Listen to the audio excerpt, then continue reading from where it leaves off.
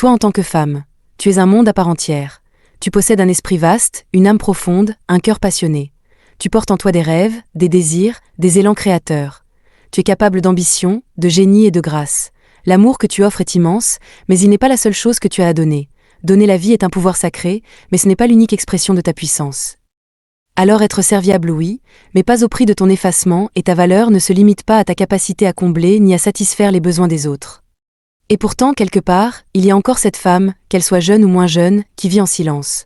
Non pas parce qu'elle manque de mots, mais parce qu'elle a compris, très tôt, que le calme était plus valorisé que l'expression. Qu'on l'aimait plus quand elle n'ébranlait pas l'équilibre fragile des autres. Alors elle s'est faite douce, presque invisible. Toujours polie, toujours posée, toujours docile. Elle lisait la température émotionnelle d'une pièce comme d'autres lisent les lignes d'un poème. Elle s'ajustait, se courbait légèrement, comme une tige sous le vent. Non parce qu'on le lui exigeait, mais parce qu'elle sentait, instinctivement, que le monde fonctionnait mieux quand elle s'effaçait un peu. On la récompensait pour cela. Les sourires étaient plus larges quand elle ne disait rien. Les tensions se dissipaient dès qu'elle se reculait, l'atmosphère s'éclaircissait chaque fois qu'elle se réduisait. Alors, elle a appris à disparaître, juste un peu. Elle ne se privait pas radicalement, non, elle réduisait juste ce qu'il fallait pour ne pas attirer les regards indésirables, pour ne pas devenir une cible. Une stratégie de survie. Une manière d'être en sécurité dans un monde qui peut se montrer dur avec les femmes qui occupent trop d'espace. Et cette fameuse facilité à élever, que voulait-elle vraiment dire? Était-ce vraiment une qualité, ou simplement une adaptation au confort des autres? Au repas de famille, elle parlait peu. À l'école, elle était exemplaire. Dans les photos de classe, elle souriait, rangée, sage, et derrière les portes fermées, elle serrait les dents, même quand ça faisait mal. Ce n'était pas une mise en scène. C'était une manière d'exister dans un système qui valorise le contrôle de soi au détriment de la vérité intérieure. Une forme d'intelligence émotionnelle raffinée, imperceptible. Tellement bien intégrée qu'elle devenait une facette de sa personnalité. Avec le temps, ce masque est devenu peau, l'effacement, une seconde nature, et personne n'y voyait à redire. On la félicitait, elle était si mature pour son âge. Elle ne posait jamais de problème. Mais les éloges peuvent devenir une cage dorée. Car lorsqu'on ne t'aime que dans ta version la plus silencieuse, la plus conciliante, la plus facile, que reste-t-il de toi, de ta vérité? Combien de jeunes filles sont applaudies pour leur sagesse, quand en réalité elles ont simplement appris à être émotionnellement efficaces, à anticiper les besoins des autres au détriment des leurs? Combien ont compris que la douceur est la monnaie d'échange la plus sûre pour conserver l'amour? Mais il y a une nuance subtile, essentielle. Être en paix n'est pas la même chose que se taire par peur. L'une est une force intérieure, l'autre, une stratégie de survie, et c'est dans cette nuance que se dessine le chemin du retour à soi. Et personne ne s'est vraiment demandé ce que cela impliquait, ce que cela coûtait, d'être une enfant facile. De répondre aux attentes, d'être douce, discrète, adaptée. On croit souvent que tout commence par une scène marquante, un événement brutal, une cassure nette, mais ce n'est presque jamais le cas. Ce genre de transformation silencieuse s'amorce bien avant. Cela s'insinue doucement, imperceptiblement, à travers des ajustements minimes qui semblent inoffensifs à l'œil nu. Un changement dans le ton quand tu parles trop fort, un soupir à peine audible quand tu exprimes ton mécontentement, un regard distrait qui t'atteint pourtant comme une gifle invisible. Alors, tu abaisses le volume de ta voix, tu ajustes ton enthousiasme, tu t'excuses d'avoir ressenti quelque chose. Ne sois pas si émotive et puis ce n'est pas si grave. Ce ne sont pas des mots blessants, ce ne sont pas des violences apparentes, ce sont des calibrages. Des messages subtils mais puissants, que ton système nerveux capte avec une précision redoutable. Les enfants, surtout les hypersensibles, sont de véritables experts dans l'art de s'ajuster à l'invisible. Il ne leur faut ni punition ni réprimande. Leur intelligence relationnelle, encore fluide et intuitive, leur suffit. Ils décodent, ils observent. Ils comprennent très vite ce qui est encouragé, ce qui est toléré, et ce qui ne l'est pas. Bien avant que leurs mots puissent formuler une pensée complète, leur corps enregistre. La tension dans les épaules, la qualité du souffle, la crispation du ventre, tout devient un indice de sécurité ou de danger. Le psychanalyste Donald Winnicott a appelé cela le faux self, une version ajustée de soi, façonnée pour s'assurer d'être aimé, accepté, intégré. Ce n'est pas un mensonge, ce n'est pas une stratégie consciente, c'est une réponse relationnelle, une manière de préserver le lien, coûte que coûte. Car le lien, c'est vital. Quand tu comprends que ton authenticité met ce lien en péril, tu n'hésites pas longtemps. Tu choisis l'attachement, et tu apprends à taire ce qui dérange, ce qui déborde, ce qui pourrait déranger l'autre. Tu deviens ce que l'on attend de toi. Gabor Maté, un médecin canadien, parle ici d'un conflit fondamental entre l'authenticité et l'attachement, et c'est toujours l'attachement qui l'emporte. Parce que pour un enfant, l'appartenance est une question de survie. Tu ne choisis pas consciemment de t'oublier. Tu ressens simplement que certaines émotions, la colère, la tristesse, la frustration, sont trop intenses pour être accueillies. Alors tu les minimises, tu les caches, tu les ajustes. Et avec le temps, ces ajustements deviennent ta norme. Ce ne sont plus des décisions, mais des automatismes. Ton système nerveux ne cherche pas ce qui est juste ou équitable. Il cherche ce qui est sûr. Il ne juge pas, il répond, il se régule, il filtre. Il supprime ce qui pourrait mettre en péril ton intégration au groupe, ta connexion à l'autre, et cette adaptation, parce qu'elle est précoce et répétée, devient une seconde nature. Ce n'est pas une répression au sens strict. C'est plus subtil. C'est une modulation émotionnelle instantanée, presque préconsciente. Tu ressens, mais à moitié. Tu vis les choses de façon floutée, comme si ton cœur apprenait à ne battre qu'à certaines fréquences. Tu élimines spontanément les fragments d'émotions qui pourraient déranger, non seulement les autres, mais aussi toi-même. Parce qu'avec le temps, la part de toi que tu as dû mettre sous silence finit par devenir étrangère. Tu ne sais plus très bien ce que tu aurais dit, ce que tu aurais ressenti, si la sécurité n'avait pas toujours été au centre de ton équilibre émotionnel. Pourtant, cette petite fille s'exprime avec aisance dans une langue qui ne lui appartient pas, une langue apprise, assimilée, intégrée, non pas parce qu'elle lui ressemble, mais parce qu'elle est celle qui apaise. Celle qui permet de naviguer dans les interactions sans faire de vagues, celle qui fonctionne, et personne n'y voit rien. Comment le pourrait-il ? Elle incarne parfaitement ce que l'on attend d'elle, elle est calme, souple, conciliante, elle donne l'image d'un équilibre sans faille. Et pourtant, sous cette maîtrise apparente se cache un système nerveux façonné non par la brutalité, mais par le silence, un silence chargé d'injonctions subtiles, de micro-signaux non verbalisés mais puissants, tu es plus aimé quand tu es facile. À force d'ajustement, ceux-ci cessent d'être perçus comme des choix ou des efforts. Ils deviennent une trame identitaire, le masque n'est plus un accessoire. Il devient reflet, non pas une couche déposée sur soi, mais une surface dans laquelle elle finit par se reconnaître. Et c'est là le piège le plus insidieux, lorsque le masque prend l'apparence d'une personnalité, d'un soi stable et socialement valorisé. Il faut une intelligence particulière, souvent acquise très tôt, pour ressentir les besoins implicites d'un environnement et y répondre instantanément. Capter l'ambiance d'une pièce comme une antenne hypersensible. Rire au bon moment, même quand le cœur ne suit pas. S'excuser d'avoir coupé la parole alors que ce n'était pas le cas. Offrir son aide non par envie, mais parce qu'il faut justifier sa place. Parce qu'exister pleinement, sans se moduler, semble toujours un peu trop. Ce ne sont pas des traits de caractère, ce sont des stratégies de régulation émotionnelle, des réflexes façonnés par le besoin d'appartenance, la peur du rejet, le désir de maintenir l'attachement. On appelle cela, en psychologie, l'hyperadaptabilité. Et derrière ce comportement se cache souvent une personne qui a appris que son authenticité pouvait déranger, trop intense, trop sensible, trop présente. Alors elle s'ajuste, elle s'efface un peu, et elle brille dans ce rôle qui rassure les autres. Ses gestes sont soignés, son attitude irréprochable. Elle est qualifiée de mature, de posée, d'agréable à vivre.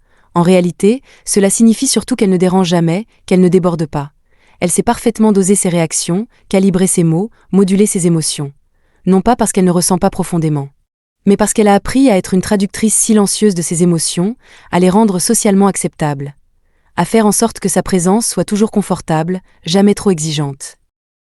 Et cela lui vaut des éloges. On la félicite pour sa stabilité, pour sa maîtrise. Mais ce n'est pas l'ovation de la reconnaissance authentique. C'est celle que l'on accorde à quelqu'un qui ne menace pas l'équilibre des autres, qui sait rester à sa place, qui ne trouble pas la surface du lac. Le phénomène du faux self est une construction psychique élaborée par l'enfant lorsque son soi authentique est jugé trop perturbant ou trop encombrant pour son entourage. Ce faux self n'est pas un mensonge. Il est une réponse d'amour, un pacte silencieux avec l'environnement, un « je consens à être ce que tu peux aimer, si cela me permet de conserver le lien ». Avec le temps, cette version ajustée de soi devient plus fluide, plus naturelle que l'originelle. Et le monde, loin de la questionner, la récompense, car elle incarne l'image idéale de la personne en contrôle, aimable, fiable. On parle de charisme calme, de maturité affective. Mais souvent, ce qu'on nomme confiance en soi n'est qu'une hyperconformité émotionnelle. Une forme de camouflage affectif, sophistiquée, difficile à détecter, et pourtant, profondément coûteuse. Ils vantent ton calme comme s'il était synonyme de maîtrise, mais ce qu'ils perçoivent n'est pas la paix, c'est une absence d'expression, une suspension de toi-même. Ils célèbrent ta stabilité émotionnelle comme une preuve de force, alors qu'elle n'est souvent qu'un mécanisme de protection bien rodé. Être prévisible ne signifie pas être aligné. Être agréable ne veut pas dire être vrai. Il y a une nuance profonde entre contrôler ce que l'on montre et incarner ce que l'on est. Et puis, il y a ce masque, celui qui, avec le temps, devient si fin, si bien intégré, qu'il s'efface, invisible aux yeux des autres, et peu à peu, à tes propres yeux. Ce qui avait commencé comme une stratégie d'adaptation devient une forme d'auto-effacement. Ce n'est ni brutal, ni flagrant. C'est un glissement, un éloignement progressif de ton centre, imperceptible pour l'extérieur. Personne ne remarque l'éclipse, car tu continues à sourire. Ta voix reste posée. Ton corps, lui, assure les gestes attendus, tout semble fonctionner, et dans ce tout va bien apparent, qui oserait questionner la réalité de ce que tu vis.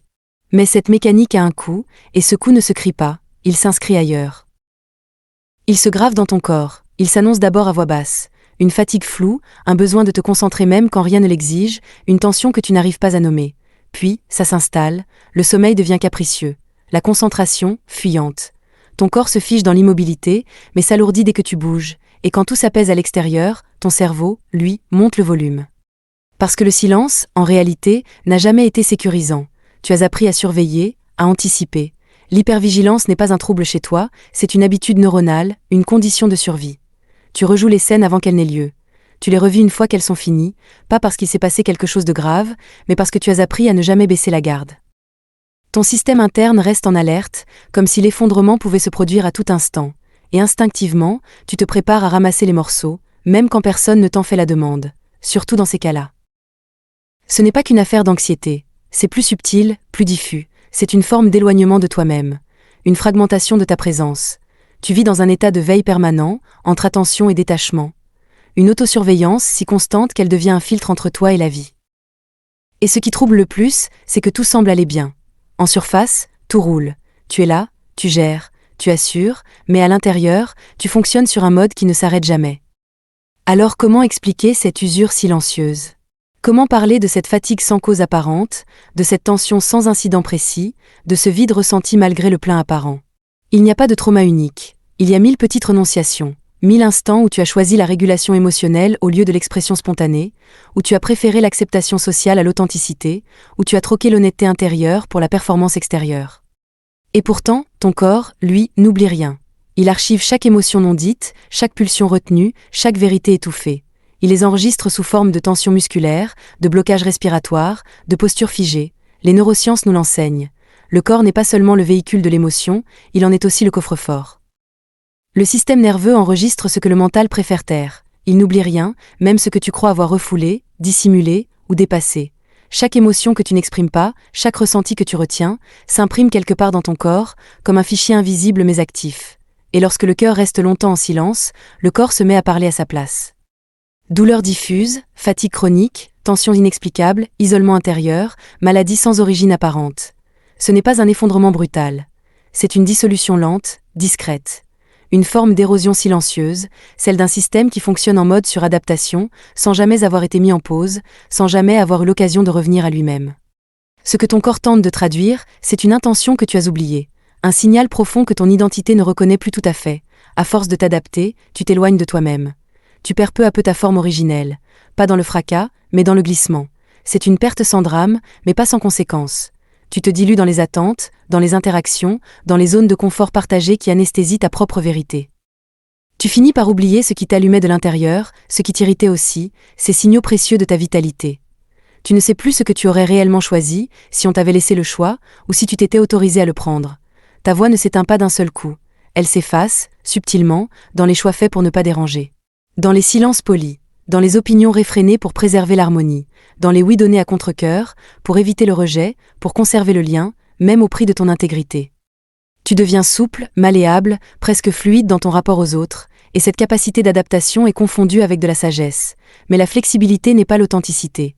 L'absence que tu ressens ne vient pas de l'extérieur, elle est ancrée en toi, comme si plus aucun espace intérieur ne t'appartenait pleinement, comme si chaque recoin de ton être avait été négocié, fragmenté, arrangé pour convenir. Tes mots sont passés au filtre du raisonnable, tes émotions, traduites en langage acceptable, et derrière chaque réaction, il n'y a plus de toi net, tranché, vibrant, juste un assemblage de ce qui est tolérable, espéré, utile. Mais ce vide ne reste pas contenu, il déborde dans toutes les sphères de ta vie, il s'infiltre dans tes relations. En amour, tu offres beaucoup mais tu demandes peu. En amitié, tu soutiens avec présence mais tu parles rarement de tes besoins profonds. Au travail, tu tiens l'équilibre mais sans vraiment occuper l'espace. Tu es celle qui comprend, celle qui s'adapte, celle qui sécurise. Mais qui te voit vraiment ? Avec le temps, même les plus proches perçoivent quelque chose d'absent. Non pas un secret, mais un flou. Ce n'est pas que tu caches quelque chose. C'est que tu ne sais plus comment te dévoiler. Tu es là, mais sans t'ancrer. Tu es visible, mais insaisissable. Tu es connu, mais jamais entièrement révélé. Et ce qu'il y a de plus douloureux, c'est que personne ne perçoit le coût que cela représente. En surface, tu sembles toujours opérationnel. Tu continues à sourire, à être cette personne douce, fiable, celle qu'on trouve agréable à côtoyer. Tu donnes l'illusion que tout va bien. Pourtant, en dedans, tu t'étires jusqu'à la rupture. Tu manques de toi-même à force de te porter, à force de tout porter. Il arrive un moment où ce manque prend une forme presque palpable, comme si l'absence s'était mise à habiter les lieux à ta place. Tu avances dans une existence fonctionnelle, mais elle ne te ressemble plus. Tu vis dans un décor bien ordonné, mais rien ne t'y appartient vraiment. C'est comme habiter un espace impersonnel, propre, rangé, mais vide de ton essence. Tout est à sa place, sauf toi. Tu remplis aisément tes journées, les conversations, les obligations.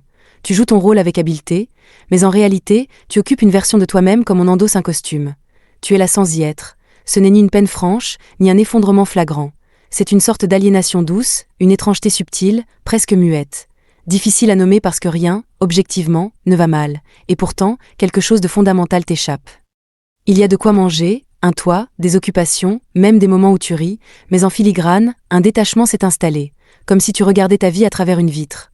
Tu en distingues les contours, les couleurs, mais tu ne ressens plus vraiment la texture. Tu reconnais la trame, mais pas l'élan. C'est comme réciter un texte qu'on n'a pas écrit, comme jouer une partition sans jamais avoir composé la moindre note. De l'extérieur, on pourrait croire à de l'ennui, à une lassitude banale, voire à un manque d'ambition. Mais ce n'est ni de la paresse ni de l'indifférence. C'est l'usure de se mouvoir dans un espace intérieur qui ne vibre plus. Une fatigue qui ne vient pas d'un excès d'action, mais d'une absence d'ancrage. Même les élans de joie semblent empruntés, comme si on les mimait plus qu'on ne les ressentait, rien ne s'ancre, rien ne s'imprime. C'est la confusion douce, amère d'une déconnexion prolongée. Tu ne sais plus si tu es fatigué de ta vie ou juste exténué de ne pas y être pleinement.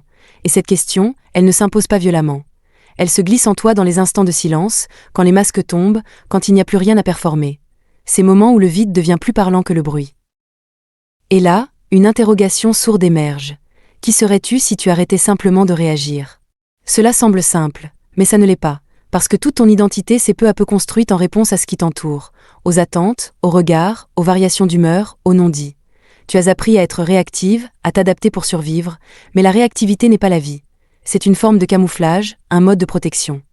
Quand il n'y a plus personne à observer, plus de code à décrypter, plus de rôle à jouer, ce n'est pas seulement la solitude qui s'invite. C'est une absence d'être, une impression d'être flou, sans contour. Tu ne te reconnais plus, parce que tu n'as jamais eu le luxe d'exister en dehors des miroirs tendus par les autres. Réagir n'est pas incarner.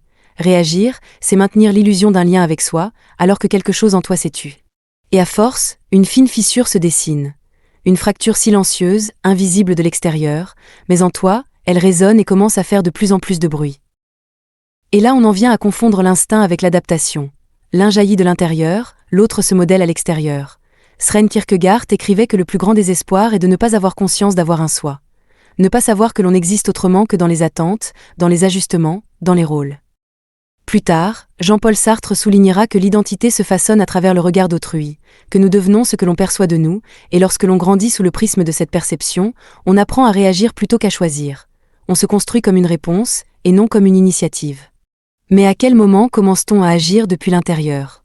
Vivre comme un reflet a un coût, car aussi net soit-il, un miroir ne reflète jamais plus que ce qu'on lui offre. Il ne montre rien de ce qui est en dehors du cadre, et quand ce miroir devient la seule façon de se reconnaître, on en vient à ignorer ce que l'on est sans lui. La question, sourde et persistante, s'infiltre. Suis-je capable d'exister sans cette validation extérieure ? Elle ne cherche pas de réponse immédiate. Elle agit en silence, dénouant les coutures d'une vie dictée par l'approbation. Le silence ne disparaît pas, il s'accumule, chaque parole tuée dans l'œuf, chaque émotion contenue, chaque élan suspendu. Ce silence forme une mémoire invisible, une pièce intérieure où s'empile, comme des cartons fermés, toutes les fois où l'on s'est rétracté. Ce n'est pas une mémoire du vécu, mais une archive des non-dits, des renoncements, un espace de soi abandonné, déserté. Ces absences laissent des empreintes, des fragments d'un soi empêché, d'un désir étouffé, de gestes avortés. Chaque silence devient un dossier non ouvert, sans titre, mais pesant un poids discret, logé dans le corps, dans le souffle, dans la posture. Et un jour, sans prévenir, une petite secousse réveille ce monde en dormance. Ce n'est pas un drame qui le déclenche, mais un détail. Une chanson qui traverse l'air, un regard différent, une question posée sans filtre. Et là, quelque chose s'illumine. Pas une douleur, non, plutôt une tendre lucidité, une sensation de reconnexion. Tu te rappelles alors que tu as déjà désiré cela. Parler librement, sans autocensure. Te poser sans justifier ta place. Choisir sans craindre le jugement, et ces désirs, pourtant simples, te paraissent soudain lointains. Non parce qu'ils ne sont plus pertinents, mais parce qu'ils ont été ensevelis sous des années d'autocontrôle, d'efforts pour correspondre, pour être la femme comme il faut. Le désir devient flou, presque irréel. La spontanéité te semble étrangère, presque dangereuse. Tu hésites, non parce que tu ne sais pas, mais parce que tu ne sais plus ce que c'est de faire un choix qui ne soit pas une stratégie. Agir sans calculer, sans anticiper, sans t'effacer. Tu ne sais plus ce que c'est simplement être soi. Et voilà à quoi ressemble le moment où tu perds ta carte intérieure, quand tu as passé tant d'années à te façonner en réponse aux autres, à leurs attentes, à leurs humeurs, que même tes propres désirs semblent flous, presque fictifs. Ce que tu aimes, ce en quoi tu crois, ce dont tu as besoin, tout cela devrait être évident, inné. Mais au lieu d'émerger avec clarté, ces vérités apparaissent par fragments, brouillées, recouvertes de silence conditionné. Et puis il y a les compliments, toujours les mêmes, comme des échos qui tournent en boucle depuis l'enfance. Tu es tellement facile à vivre, toujours calme. Tu ne fais jamais d'histoire. Peut-être que tu as longtemps cru que c'était des marques d'amour. Peut-être qu'une part de toi continue d'y croire, mais à quel prix? Parce qu'au fond, une question commence à gronder. Cette facilité à vivre, est-ce vraiment de la proximité? Être facile à aimer, est-ce la même chose qu'être connu, reconnu, vu dans sa profondeur? Être agréable, conciliante, douce, ce ne sont pas des preuves d'intimité. Ce sont souvent des stratégies de survie. Tu as appris à danser avec chaque ambiance, à anticiper les besoins avant même qu'ils soient formulés, à lisser les tensions pour éviter les secousses. C'est une forme d'hyperadaptation, souvent confondue avec de la maturité ou de l'intelligence émotionnelle. Mais combien de ces environnements t'ont vraiment vu? Combien de ces relations t'ont permis d'exister pleinement? Cette fluidité que tu as développée, cette capacité à t'ajuster à tout le monde, elle a un coût. Une solitude feutrée, subtile, mais constante.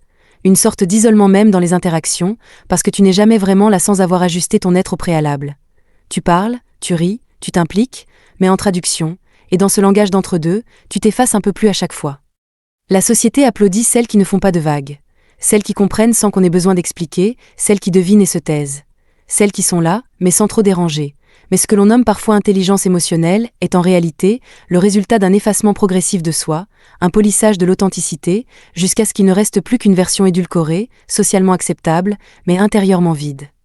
Judith Herman, psychiatre spécialisée dans les traumas, a écrit que les blessures les plus dévastatrices sont souvent celles qu'on ne voit pas d'hématomes, pas de cris, mais des distorsions silencieuses dans le développement même de l'être. Le psychologue Sylvan Tompkins, lui, parlait de privation affective. Cette absence chronique de reflets émotionnels sincères. Quand tu grandis sans miroir fidèle, sans permission d'exister pleinement dans ton émotion brute, tu ne t'écroules pas, tu t'adaptes. Tu n'opposes pas de résistance, tu te remodèles, tu deviens ce qui est attendu, ce qui ne dérange pas, ce qui s'intègre facilement. Et dans ce mouvement de repli, tu perds l'accès à ce que tu aurais pu devenir si l'espace t'avait été donné. C'est là toute la complexité des traumatismes dits invisibles. Ils ne choquent pas l'œil, mais ils redessinent en profondeur. Il n'est pas toujours nécessaire que l'événement soit violent.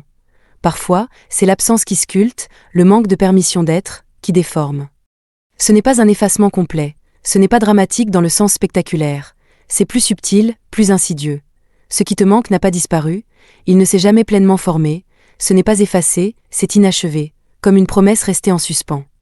Et si ces mots résonnent en toi d'une façon étrange, difficile à formuler, ne force pas, tu n'as pas besoin de tout comprendre tout de suite. Laisse cette résonance exister. Laisse-la te traverser doucement, comme une vérité qui prend le temps d'éclore délicatement mais sûrement, et dans l'intervalle, prends soin de toi et de ton esprit. Cette vidéo te parle peut-être? N'hésite pas à me le dire en commentaire. Le contenu t'a plu? Alors abonne-toi, mets un pouce bleu, et active la cloche des notifications pour ne rien rater. Merci, et prends bien soin de toi.